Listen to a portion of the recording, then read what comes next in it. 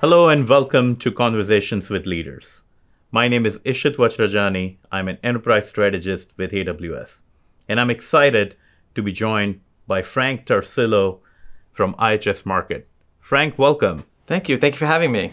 Frank, could you please introduce yourself and tell us a little bit about your role at IHS Markit? My name is Frank Tarsilo. I'm Chief Architect for IHS Markit. I work in what we call the Office of the CTO. I'm responsible generally for what good looks like from a product architecture perspective in the firm, but I'm also partly responsible for the cloud strategy that we have in the firm. Again, mainly focused on the building of our products and services as we engineer them into the cloud.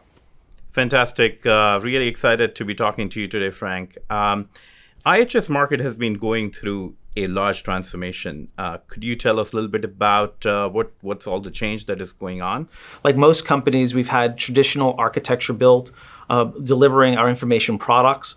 Through that time, there's been advancements in cloud technology to support really business velocity, which is what we want to really focus on into the future.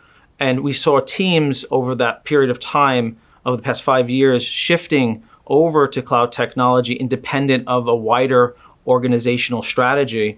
And we felt it was creating problems within our organization as it relates to, again, running what we have traditionally on premises and then moving portions of what we run on premises into the cloud.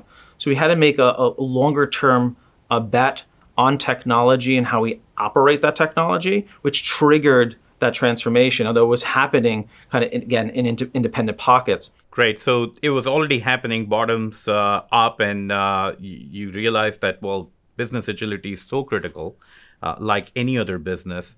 In last 2.5 years through this journey, what are some of the benefits that you've seen? Within that progression, you'll see advancements in technology. We've adopted a lot of the practices that come with cloud that create more efficiency in how we deliver that traditional product, right? So that in this case, it was a enterprise software product. We'll run and optimize that for that particular domain or industry and show an immediate benefit, again, to all parties, both internally in terms of revenue growth, but also, again, the benefit to our customers because they no longer need to manage that software. So taking that as through a microscopic lens, you're looking at it and saying, well, why did that work? And we would go into our executive teams and explain to them how it worked. And it was funny, when they saw that, they said, keep on going. That was the response. And they said, keep on going because we want to see how this evolves. Now, during that journey, we saw other splinters in the company. Mm-hmm. So you saw other business units saying, well, there's value in what we're seeing in that particular organization. Let's do the same. And that's a positive. We want to see the innovation in our firm and as a business.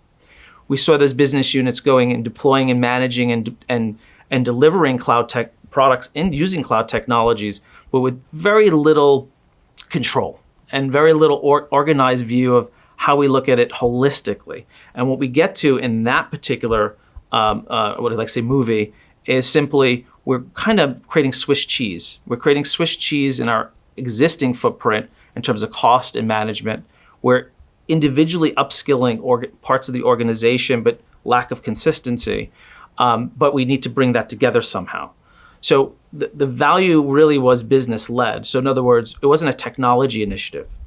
It was the business to come around and understand the value that the technology brings and to make a bigger bet to maintain the cost and the controls that we have to have as part of a large enterprise firm.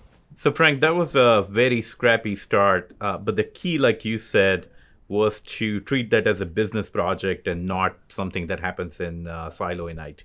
Yeah, I think probably a lot of the viewers here know about technology-led projects that are trying to be strategic. A lot of them fail, right? Sure. Especially if you are asking for a large bet. And I think what we see in our world and our leadership is an understanding of what technology can deliver to the business. And we knew that as technologists, understanding the dynamics of what we have today, what we had, and where we need to go as a technology organization. And we took the tact of sitting down with our executive teams, describing again the journey to that point, which was scrappy, as you said, but it evolved and it was splintering, and that's the best way to describe it, and showed that there was not just a cost concern in terms of how we managed, there was control concerns. There was, holistically, where did we want to be in the industry, and do we want to double down again to meet our customer demand? And we saw where the customers were going, especially with data explosion. There's lots of things there that to consider in the industries that we serve. And I think the business realized that, and the commitment came down in terms of, okay, what is our strategy? First, the question was, what is our strategy? And we felt that the focus of, on the destination, that's easy. You say you want to be in the cloud. That's not just being in the cloud. You want to be a more agile organization. You want to see business value in terms of the investments that you put in, and you want to create velocity, obviously, from the technology that provides that velocity or underpins that velocity. And I think what was more important is, how do you get there? So how do you achieve that goal? And what we worked on extensively, understanding what our bubble cost really, which was the cost drivers in terms of, I think everyone should understand what bubble cost is by now, but I'll say it again. So it's the transition from where you are today into the cloud over time, and the fact that you have to run in 2 different locations at a given time. And you really want to focus in on that from a cost perspective. Very tangible, very, very, very, very visible. So we have a view of that, and we focused in, again, on that Swiss cheese effect of our data centers.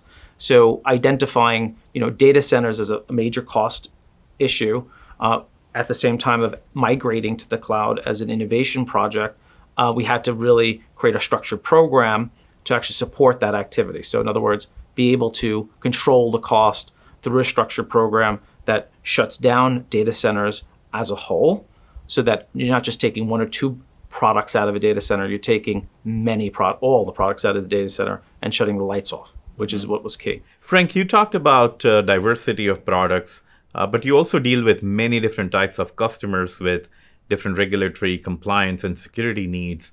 How do you account for that? Yes, as we're migrating to the cloud, we have various products that deal with governmental concerns, data privacy concerns, data sovereignty concerns, and for specific aspects of a product, we will actually align that into our cloud strategy from a regional perspective. So we might deploy a specific workload, say in FedRAMP in the US is a good example, because we have to meet, again, US obligations, or we might put some of the data sets in a Ireland region, or again, a region outside of specific purview.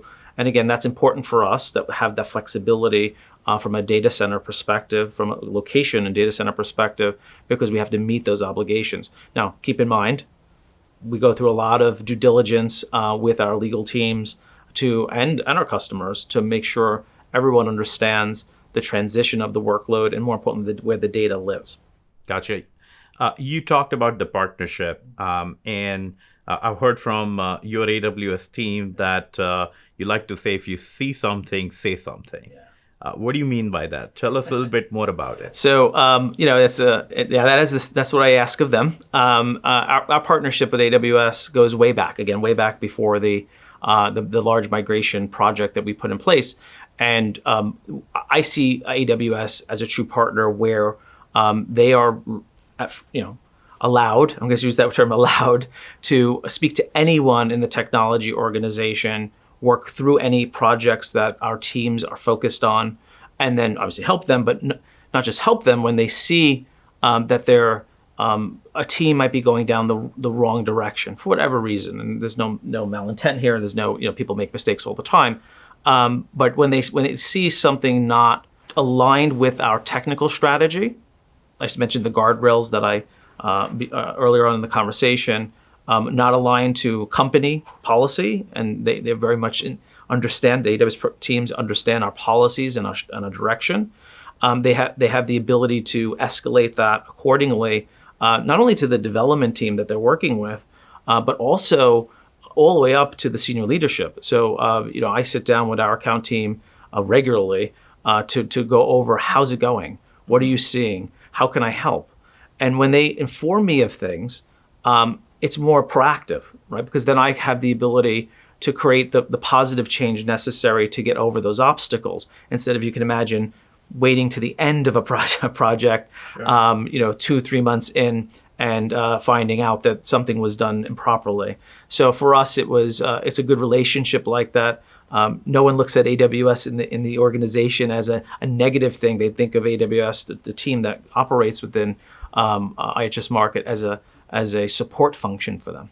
I want to switch gears a little bit and ask you about what's ahead. You talked about being serverless first. What do you mean by that? What are you excited about coming down the pipe? Yeah.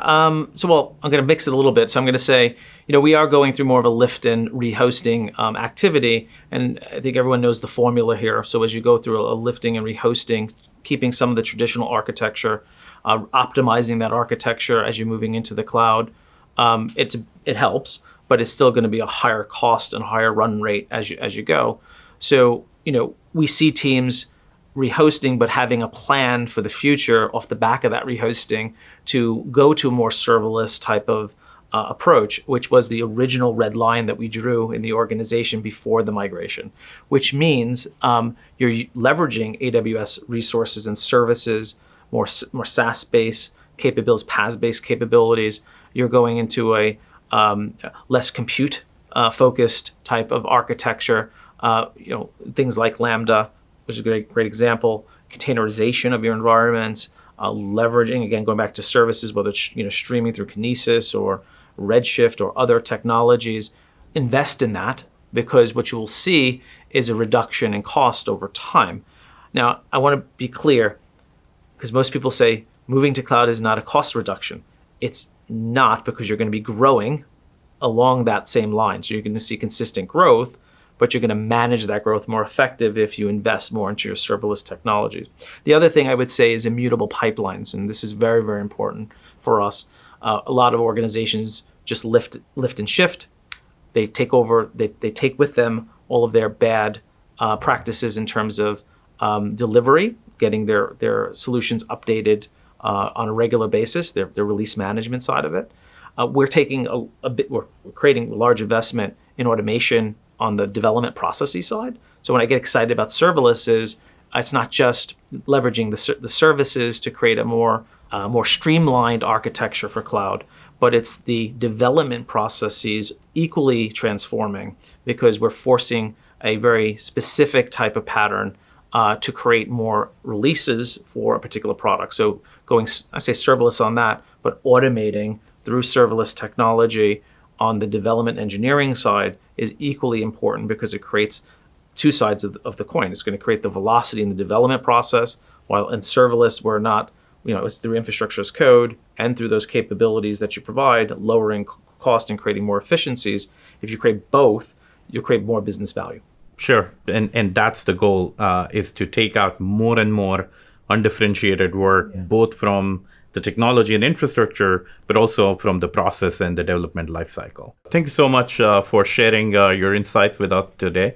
Thank you for your time, and I look forward to seeing what comes up next for you and IHS Markit. Great, thank you.